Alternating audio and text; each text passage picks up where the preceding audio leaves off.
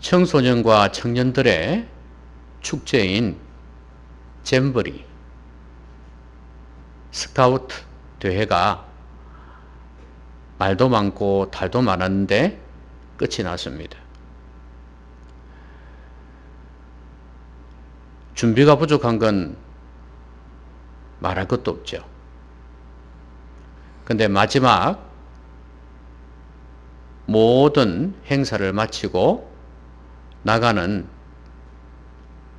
그 대원들 중에 2명이 카메라 앞에 섰습니다. 네팔 친구들이었습니다.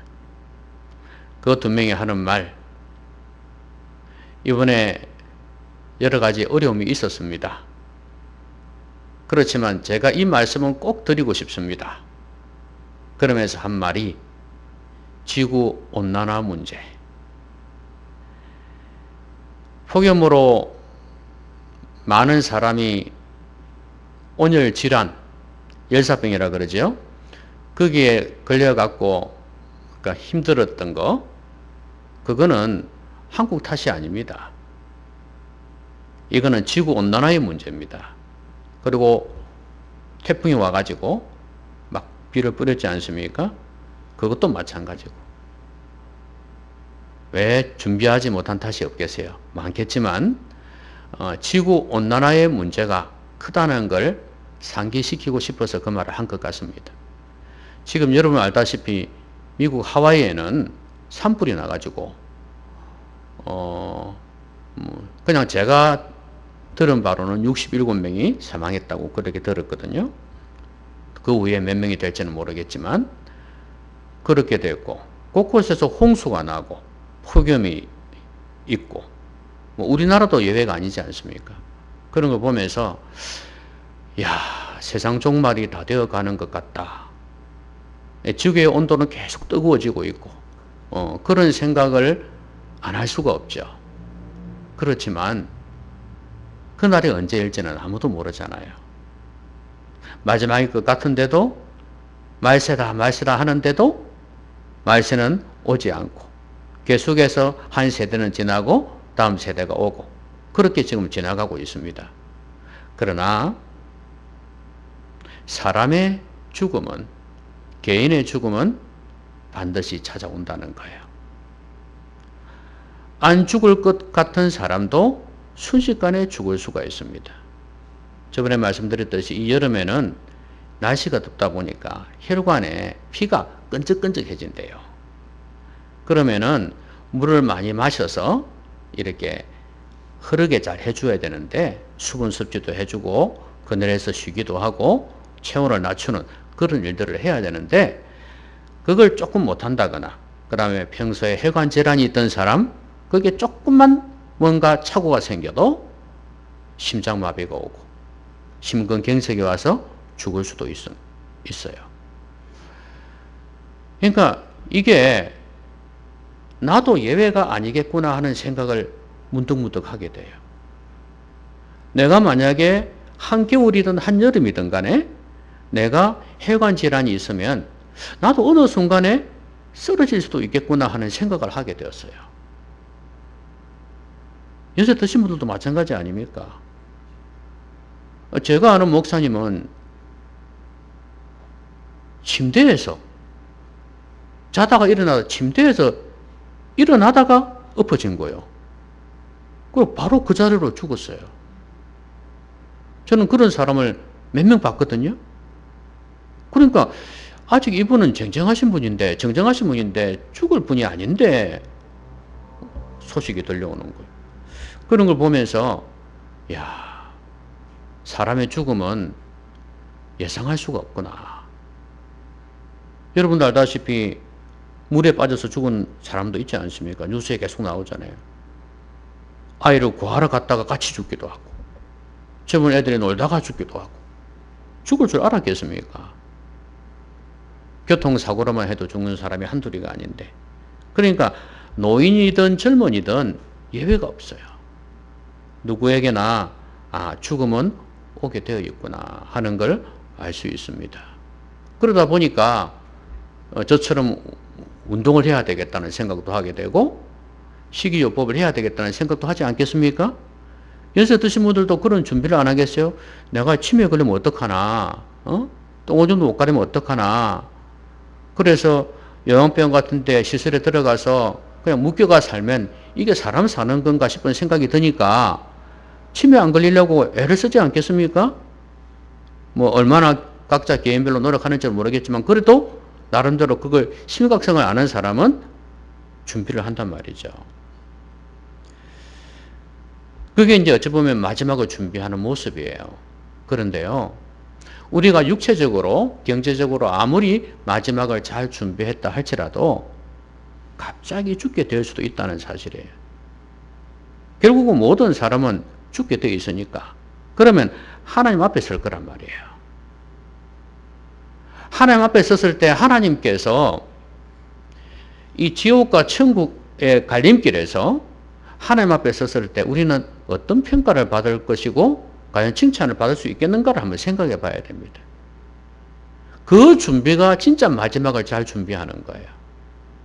여러분 이거 심각하게 받아들이셔야 됩니다. 이걸 심각하게 받아들이지 않는 사람은 천국과 지옥을 믿지 않는 사람이요 하나님의 존재를 믿지 않는 사람입니다. 나는 과연 하나님 앞에 섰을 때 어떤 모습으로 서게 될 것인가? 내 인생이 끝났을 때. 그러니까 마지막을 준비한다는 것은 노후 준비, 뭐 육체적인 이런 준비, 건강 관리 이런 거 다 중요하죠. 그것보다 더 중요한 것. 하나님 앞에서 과연 칭찬받을 것인가 하는 거예요. 여러분 하나님을 여러분이 생각하는 만큼 생각하시면 안 됩니다. 하나님은 아주 섬세하신 분입니다. 그리고 살아계셔서 모든 걸 보시는 분이고 모든 걸 듣는 분이시고 모든 걸 아는 분이세요. 그리고 하나님의 기준은 명확합니다. 하나님께서 우리에게 들려주신 말씀들 그것이 항상 하나님의 기준입니다. 하나님 앞에 섰을 때 우리는 어떠한 사람이 될 것인가? 단순하게 예수님이 우리 죄 때문에 죽으셨으니까 예수님 믿고 죄 용서 받으면 되는 거 아닌가? 그렇게 생각하지 마십시오. 많은 성도들이 착각을 해요. 여러분 예수님께서 십자가에서 죽으신 이유가 뭔지 아십니까? 우리가 살아온 삶에 대해서 죄를 용서받는 것뿐만 아니라 내 남은 인생을 이제 죄를 극복하면서 죄를 이기면서 살라고 십자가의 능력과 은혜를 주신 것입니다. 십자가의 능력과 은혜, 부활의 능력이 없으면 우리는 죄를 이길 수가 없어요. 설령 과거의 죄를 용서받았다 할지라도 앞으로 남은 생을 살아갈 때 그걸 이길 수 있는 힘은 하나님의 은혜요 예수 그리스도의 십자가의 보혈의 능력이에요. 그로 인한 성령의 능력이란 말이에요. 그거 아니면 우리는 죄에게 노예가 될 수밖에 없고 질 수밖에 없어요. 그러니까 내 남은 생을 어떻게 준비해야 할까 고민해보는 시간이 되었으면 좋겠습니다. 지금 예수님께서 하신 말씀은 세상 종말에 대한 이야기예요. 이게 좀 이렇게 오버랩되어 가면서 이렇게 겹쳐져 가면서 지금 이야기가 나오는데 항상 예수님의 말씀은 그런 게 있어요. 성경 말씀도 마찬가지고 현재 이야기를 하고 있는데 가까운 미래 이야기를 하고 있는데 이게 영적으로 먼 미래 이야기를 하는 경우도 많이 있어요. 지금 주님께서 하신 말씀은 로마가 예루살렘을 정복하는 것. 그러니까 예루살렘이 망하는 이야기를 하십니다. 그러면서 동시에 마지막 종말의 때를 이야기하신단 말이에요. 그러면 주님께서 이제 오늘 21장 5절부터는 이 종말이라는 말씀을 하시거든요. 하시는데 그런데 그 앞에 가난한 과부 이야기가 나오고 서기관들 이야기가 나와요. 이 이야기를 하신 이유도 분명히 종말과 분명히 연관성이 있다고 봐요. 그러니까 마지막 때에는 너희들 이렇게 살아라는 하나님의 경고고 권면이에요. 명령입니다. 이 말씀은 우리가 마지막 때 어떻게 살아야 될 것인가에 대해서 말씀해 주는 것이라고 보시면 됩니다. 어떻게 마지막을 준비하며 살아야 될 것인가, 그걸 보여주는 거예요. 자, 그러면 제일 먼저 우리 주님께서 우리에게 말씀하시는 게 뭐냐 하면 좋은 친구를 사귀라는 거예요. 여러분, 좋은 친구를 사귀라 그러니까 아주 그 일반적이고 세상에서도 그 누구나 이야기하는 평범한 이야기 아닌가 싶죠. 그렇죠? 자, 한번 잘 들어보시기 바랍니다. 오늘 45절에서 47절의 내용은 뭐냐 하면 서기관들에 대한 이야기입니다. 서기관들은 유대교의 종교 지도자들이에요. 이 사람뿐이겠습니까? 서기관들뿐만 아니라 대제사장, 율법사들 많지 않습니까? 제사장들 포함해서 바리새인들, 이런 사람들 다 포함한 것이라고 보시면 됩니다. 그럼 이런 사람들은 어떻게 하냐면 긴 옷을 입고 다니는 것을 원하며 시장에서 문안받는 것, 그 다음에 회당의 높은 자리, 그 다음에 잔치의 윗자리를 좋아한다 그랬어요. 그 다음에 과부의 가산을 삼키고 그 다음에 외식으로 길게 기도한다. 여러분, 이런 모습을 보면 뭡니까? 형식적이라는 거 알 수 있죠.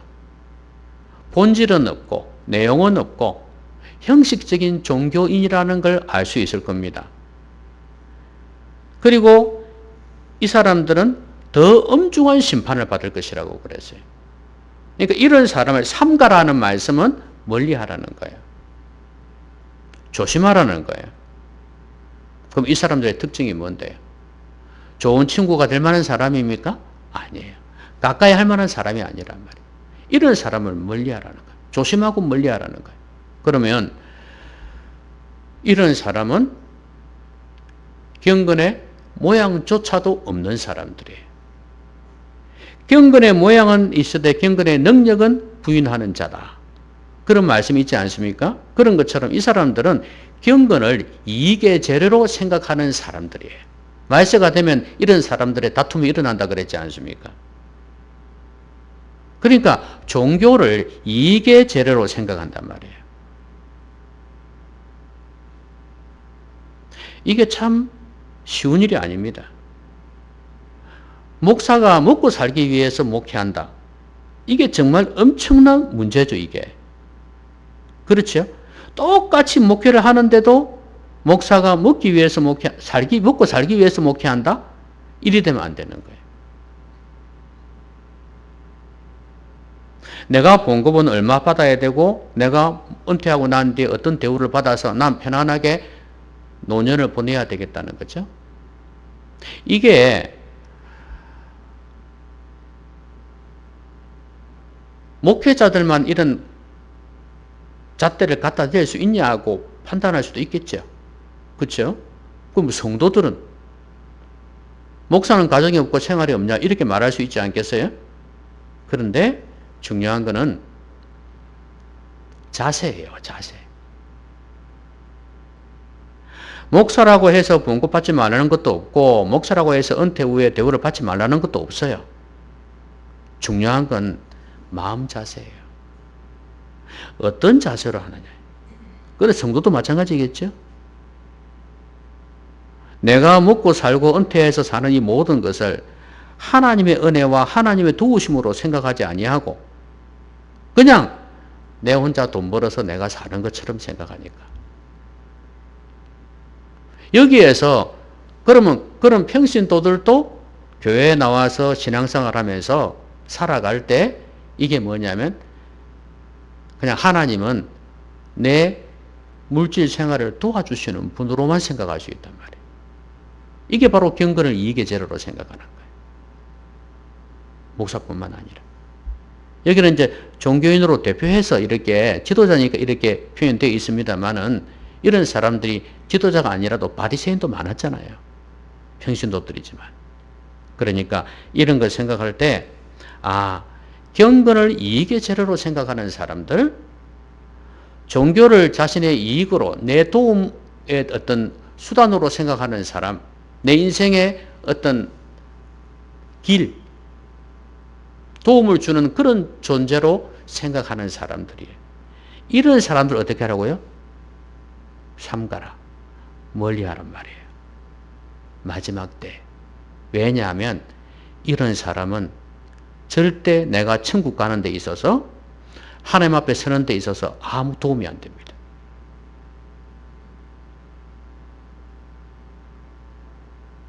여러분, 노년에 관한 책들을 보면 이 친구 이야기를 하거든요. 밖에 나가서 이야기도 할 수 있고 수다도 떨고 같이 차도 마실 수 있는 친구가 있어야 된다.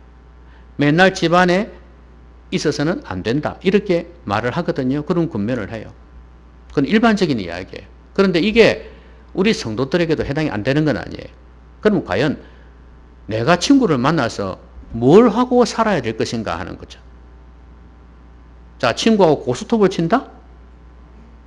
친구하고 세상 노래를 부른다? 친구들하고 같이 여행을 간다? 소풍을 간다? 이런 것만 하고 말 것입니까? 그렇게 하는 과정 가운데서 가치관도 나오고 대화가 될 것인데,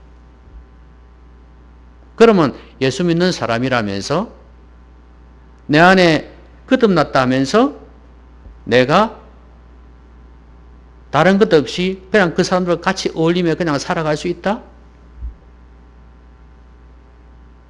여러분, 성도는 세상 사람과는 물과 기름입니다. 가치관 자체가 섞일 수가 없어요. 구분되어집니다. 명확하게. 그러니까 그런 사람을 내가 먼저 그런 사람이 되어야 되고 경건한 사람이 되어야 되고 그런 사람들을 볼 수 있는 눈이 있어야 되고 분별하고 삼갈 수 있어야 되는 거예요. 나중에는 천국 가기가 힘들어질 정도로 그 삶에서 벗어나기 힘들 수도 있습니다. 왜냐하면 이런 사람들이 미치는 영향력이라는 게 얼마나 큰지 아시지 않습니까? 오히려 안 믿는 사람들보다도 더 영향력이 클 수 있습니다. 그러니까 여러분, 교회를 다닌다고 해서 다 되는 게 아니다 이 말이에요. 교회 안에서는 점잖게 앉아있지만 세상 밖에 나가서는 어떻게 사는지 모르잖아요. 그런 사람들이 얼마나 많은지 몰라요. 가짜도 많고 형편없는 사람도 많고 저질도 많아요.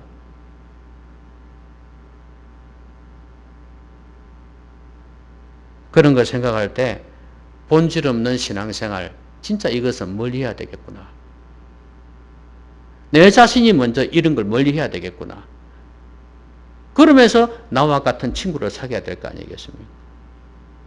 같이 대화하면서 같이 인생길을 걸어가면서 믿음을 나눌 수 있고 천국을 같이 소망할 수 있고 같이 깨어 기도할 수 있고 같이 하나님 나라를 위해서 힘쓸 수 있는 그런 친구. 얼마나 귀한 친구인지 몰라요, 여러분. 교회 안에서 이런 믿음의 동지가 있다는 거, 이건 축복 중에 축복이에요.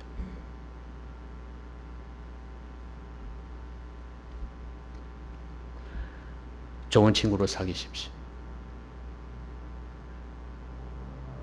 경건한 좋은 친구로 사귀십시오.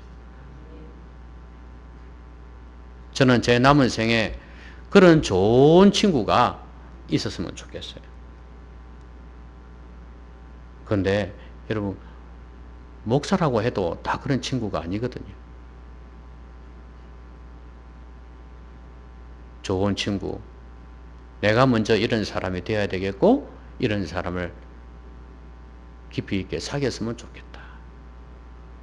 제일 좋은 건 여러분, 가족이 그런 사람이 되는 거예요. 아시겠습니까? 가족이 그런 사람이 되는 거예요. 부부가 그런 사람이 되고 부모와 자녀가 그런 사람이 되는 거예요. 그러면서 같은 믿음의 동력을 하고 믿음의 여행을 해간다면 얼마나 좋을까요, 여러분? 이걸 위해서 기도하십시오.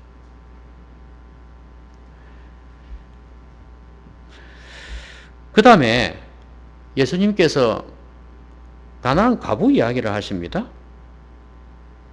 이제 부자들이 헌금 넣는 것을 보았어요. 예수님께서 보셨는데 또 어떤 가난한 과부가 와가지고 2렙돈을 갖다가 이 동전이거든요. 동전 조그만 걸 이렇게 넣는 거예요. 예수님께서 하시는 말씀이 내가 참으로 너희에게 말하노니 이 가난한 과부가 다른 모든 사람보다 많이 넣었다. 저들은 풍족한 중에서 헌금을 넣었거니와 이 과부는 그 가난한 중에서 자기가 가지고 있는 생활비 전부를 넣었느니라 이렇게 말씀하는 거예요. 여러분 생활비 전부도 조금밖에 안 돼. 그 말은 가난하다 그 말이에요. 근데 여러분 이 여인이 이 과부가 매번 그랬을까요? 이번 주일에 일주일분 생활비 전부를 다 넣었다? 또 다음 주일에도 다 넣었다? 그럼 어떻게 살아? 못 살지. 근데 자기 나름대로는 지금 이 생활비 전부를 넣어야 되겠다는 생각을 한 것 같아요. 아마 이런 것일 수도 있어요. 예수님께서 계시기 때문에 넣었을 수도 있어요. 예수님 앞에서. 이걸 예수님께 드려야 되겠다는 마음으로 할 수도 있어요. 지금 이 헌금이 누구한테 가는지는 모르겠습니다만은 그런데 자신은 하나님 앞에서 했겠죠. 그런데 이 여인이 생활비 전부를 넣을 때 어떤 심정이었을까를 한번 생각해 보세요. 여러분이 지금 한 달에 100만 원을 쓰고 있다 생각합시다.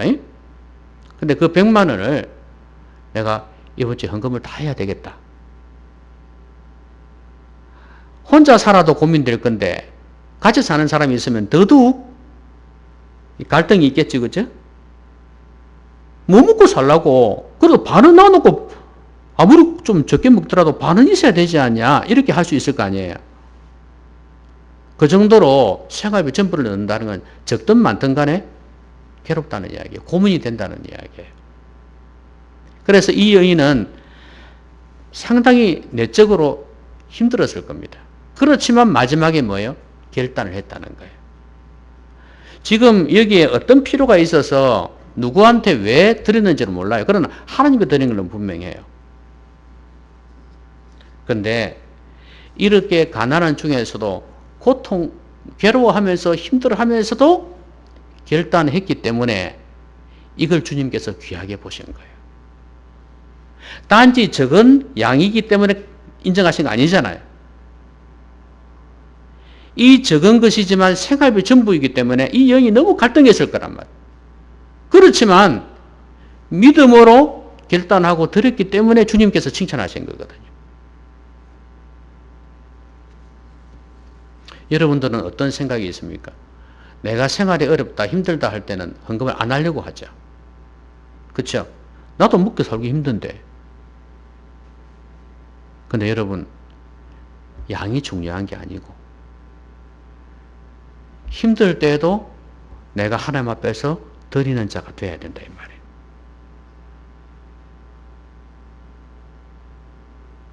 고민 없이 드리는 게 아니고 고통 없이 드리는 게 아니라 내 딴에는 힘들기 때문에 괴로워하면서 고민하면서 드리는 그 조그만 거라도 그걸 하나님이 엄청나게 귀하게 보신다는 거예요. 근데 보통 사람도 내가 힘들면 에이 이거 안 한다. 이거 뭐 조금 해봤자 뭐 하겠냐 이거. 나한테는 이게 도움이 되지만 이거 조그만 거 드려봤자 뭐 하겠어. 이렇게 생각한단 말이에요. 주님은 그렇게 안 보신다는 거예요. 그걸 부자들이 풍족한 중에서 드리는 것보다 더 귀하게 보신다는 거예요.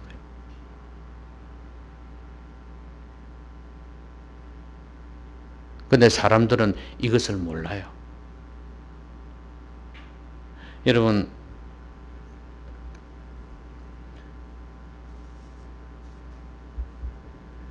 이 두 번째 이야기는 우리에게 뭘 말씀해 주냐 하면 이 마지막 때 욕심을 버리며 살라는 이야기예요.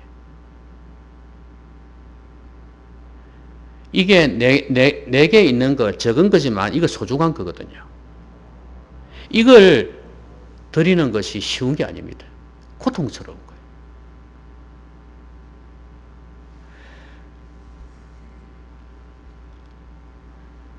마지막 때에는 욕심을 버릴 수 있어야 됩니다.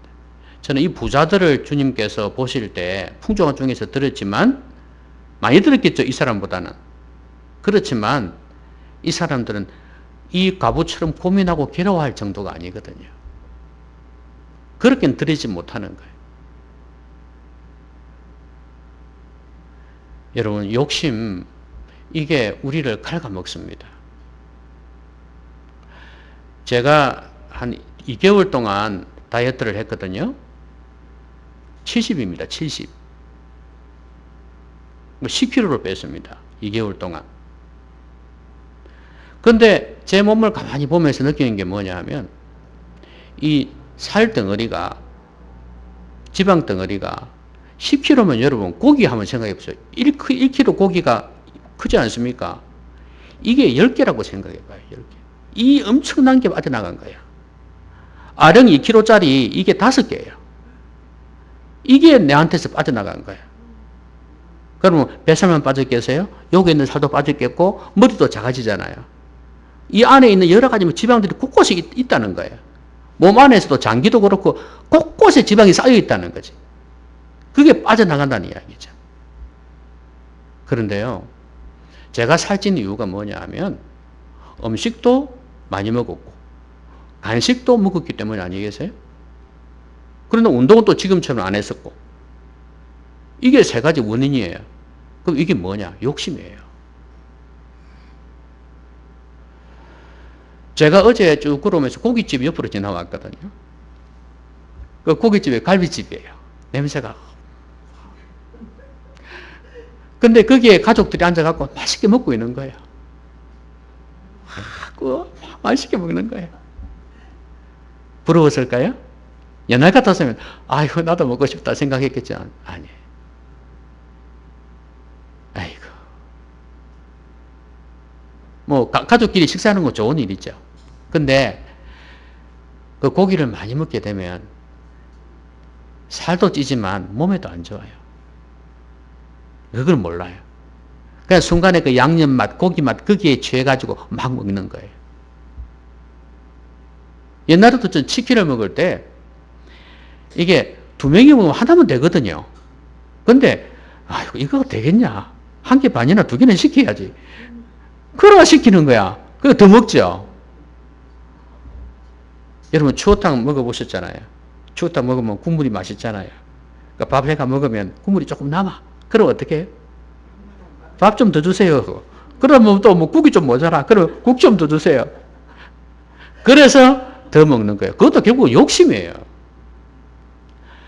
아, 욕심이 이렇게 나를 망가뜨렸구나. 그러면서 이걸 빼내는데 이게 엄청 고통스러운 거예요. 제가 저번에 말씀드렸듯이 운동이란 건 괴로울 때 운동이 된다 그랬잖아요. 유산소 운동도 흐그리면서 해야지 이게 운동이 되고 산소 이게 태우는 거고 몸을. 예? 또 근력 운동도 고통스러워야 이게 운동이 돼요. 그런 것처럼 우리 몸에서 욕심 덩어리인 이 살이 빠져나가려면 고통 없이는 절대 안 돼요.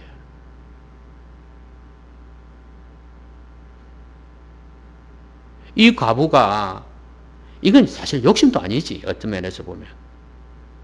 그렇지만 하나님께 드릴 때는 이제 자기가 볼 때는 욕심이라고 생각할 수 있을 거예요. 하나 드려야 되는데 이래 고민했겠죠. 그죠? 그런데 이거 드리기가 얼마나 고민했는지 모른다고. 모르겠어요. 믿음 너무 좋아하고 쉽게 드리는지는 모르겠지만 일반인이라면 그럴 수 있어요. 생각이 전부니까. 욕심은요. 고통 없이는 절대로 나가지 않습니다. 손해보지 않고 희생하지 않고는 절대로 나가지 않습니다.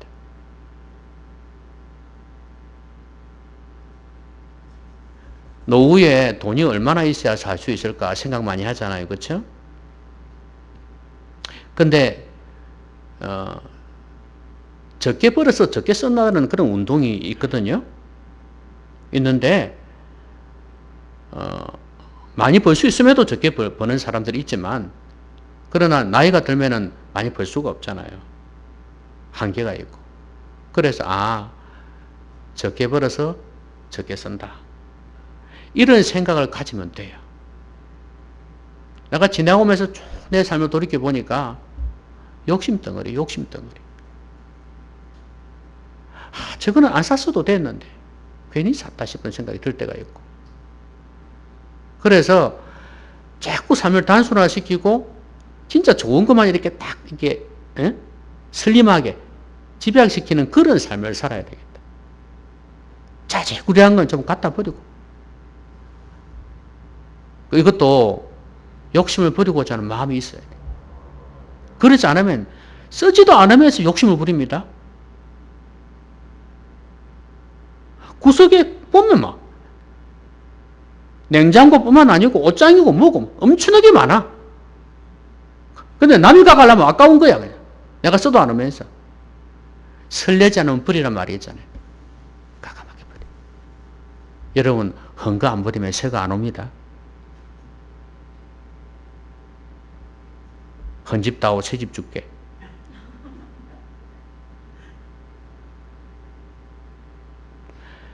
헌 것을 버려야 하나님 은혜가 우리 가운데 임해요.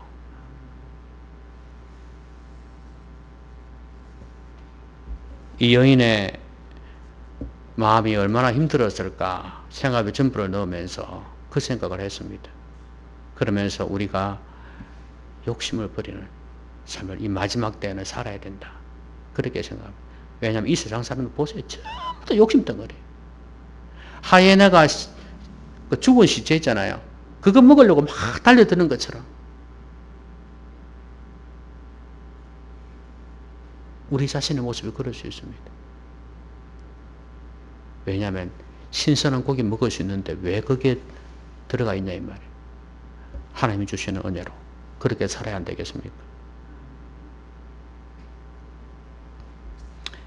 이제 마지막, 제가 처음에 제가 뭐라 그랬어요? 좋은 친구를 사귀라 그랬죠. 그 다음에 욕심을 부리라 그랬습니다. 마지막은 뭐냐면 꼼수를 부리지 말라는 거예요. 주님께서 마지막 때에 있을 이야기를 하셨어요. 하셨는데 그때는 이제 뭐 자연계 현상도 있겠지만 지진 같은 거 이런 거 말이에요. 기근, 사회적인 전염병 이런 것들도 있겠지만 또 성도를 잡아갈 수 있다 이 말이에요. 핍박한다 이 말이죠. 그런 일이 생길 건데 그때 14절에 이런 말씀을 하십니다. 그러므로 너희는 변명할 것을 미리 궁리하지 않도록 명심하라. 내가 너희의 모든 대적이 능히 대항하거나 변박할 수 없는 구변과 지혜를 너희에게 주리라 그랬습니다. 심지어 가족이나 형제까지도 너희들을 고발해서 너를 죽이게 할 수 있다. 이렇게 말씀하거든요. 근데 너희 머리들 하나도 상하지 아니하리라. 너희의 인내로 너희 영혼을 얻으리라 그랬거든요.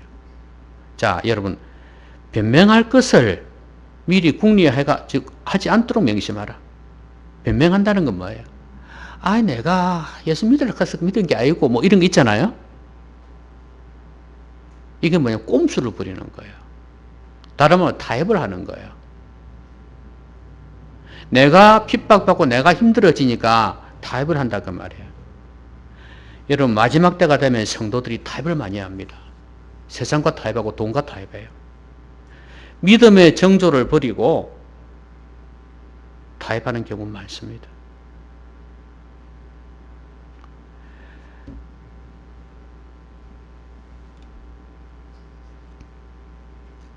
어떤 사람들은 심지어 믿는 걸 숨기기까지 합니다. 굳이 말도 안 하는데 내가 예수 믿는다고 이야기할 필요가 없는 경우도 있죠. 그렇지만 어떤 경우는 굳이 숨기지 않아도 되는데 말해도 되는데 말 안 하려고 하는 사람들이 있어요. 이게 타협이에요. 꼼수예요. 주님께서 하시는 말씀이 이거예요. 꼼수 부리지 말아라. 내가 너희들을 지켜주겠다. 내가 너희에게 지혜를 주겠다. 그리고 인내해라. 꼼수 부리지 말고 인내하면 힘든 거야 물론 있겠죠. 있겠지만 내가 너를 도와주리라. 너희 영혼을 얻으리라. 무슨 말이에요? 너희 영혼을 빼앗기지 아니한다. 잃지 아니한다 그 말이에요. 꼼수 부리다가 타협하다가 편법 써다가 신앙도 잃고 다 잃어요. 여러분, 학력, 경력 위조해가지고 다 드러나가 망신당하는 사람 많죠? 뭐 법적인 처벌은 안 받아도 망신당하는 사람 많잖아요. 주가 조작, 결국은 드러납니다. 그래가지고 잘 먹고 잘 사는 것 같지만 그 인생이 뭐 잘 갈 것 같습니까? 사람이 돈으로만 사는 거 아니잖아요. 주가 자자고 돈 벌어가지고 그렇게 좀 고급스럽게 살지는 몰라도 그들의 영혼은 엉망이 됩니다. 그걸 몰라요. 그 자식들이며 눈에 그냥 뻔합니다. 안 봐도 뻔해요. 왜냐하면 남에게 엄청난 피해를 주는 거거든요. 선거 조작도 마찬가지 아닙니까? 다 편법이에요. 투표 조작하기 위해서 돈 쓰는 것도 마찬가지예요. 결국은 들키게 돼 있어요. 안 들킨다 할지라도 하나님 앞에서는 그게 다 드러나게 돼 있어요. 그게 그렇게 조작하고 돈 쓰고 하는 그런 것들이 결국은 내 영혼에도 영향을 미치고 가족들에게 영향을 미쳐요. 우리 성도들은요, 이렇게 편법으로 살면 안 됩니다. 힘들어도 정정당당하게 하나님 믿는 믿음으로 승부해야 합니다.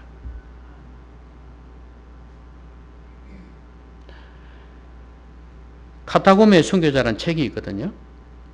참 옛날에 읽었습니다. 로마가 유대를 지배했지 않습니까? 그때 핍박받던 시절의 이야기인데, 이거는 로마가 국교화되기 전에 또 로마 안에 기독교인들이 많았거든요. 그런데 이제 로마에 뭐 100작 정도 되는 아주 높은 배설의 사람이 죽었어요. 근데 그 집에 아내가 있고 아이들이 있을 거 아니에요. 그런데 이 아내가 예수님을 믿은 거예요. 옛날에는 하도 음란해가지고, 문란해가지고, 로마의 귀족들이요, 예수 믿는 사람들하고 결혼을 많이 했어요. 아시겠습니까? 특히 자기 자녀들을 예수 믿는 사람하고, 여자하고 많이 붙여주었어요. 심지어 어떤 경우, 납치해가지고 결혼시키기도 하고 이랬어요. 왜냐면 이쪽이 귀족들의 여자들이 너무 문란하니까. 그런데, 어쨌든 간에 이 귀족에 여자가 예수 믿는 참 너무 신실한 거예요. 이 아들도 예수 믿다. 엄마의 영향을 통해서 예수 믿게 된 거예요. 그런데 이 로마 정부에서는 예수 믿는 사람 단속하러 나온 거예요. 근데 보니까 이 집이 다 예수 믿는 거예요. 다 잡혀왔어. 이 아들 보고 꼬드깁니다. 너는 귀족의 아들이다. 아마 이 로마 황제 밑에 상당히 몇 번째 되는가 봐요. 엄청난 벼슬, 엄청난 부가 있어요. 그래, 이제, 그 친척들이고 친구들 있을 거 아니에요. 와가지고 꼬드기는 거죠. 너, 지금 뭔가 혼례가 있다. 너 아버지가 남겨놓은 게 얼마나 엄청나게 있는데, 너 빨리 기독교에서 돌아서라. 돌아서면 이 모든 게 너 것이 될 거 아니냐. 근데 만약에 너가 안 돌아서면 이거 다 빼앗긴다. 그럼 너 집안 먹칠하는 거다. 귀족 가문으로서. 근데 이 사람은, 이 아이가 15살인가 그랬는데 안 합니다. 저는 저를 위해서 죽어주신 예수님 위해서 예수님을 배반할 수가 없습니다.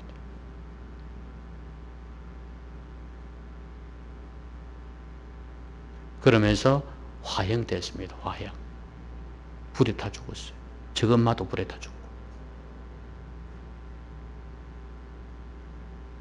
여러분, 타협하려면 적당하게 이야기할 수 있죠.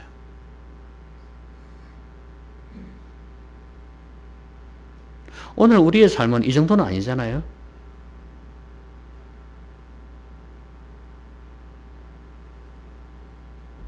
그래서 더 타협하는지도 모르겠어요. 이 마지막 때에는 믿음을 보겠느냐 주님 말씀하셨잖아요. 우리 믿음을 다시 회복해야 됩니다. 말씀 맺겠습니다. 마지막 준비. 하나님 앞에서 설 때 어떤 평가를 받을 것인가. 칭찬받을 수 있는 사람이 되는 것. 이게 진짜 믿음의 준비예요. 마지막 준비예요.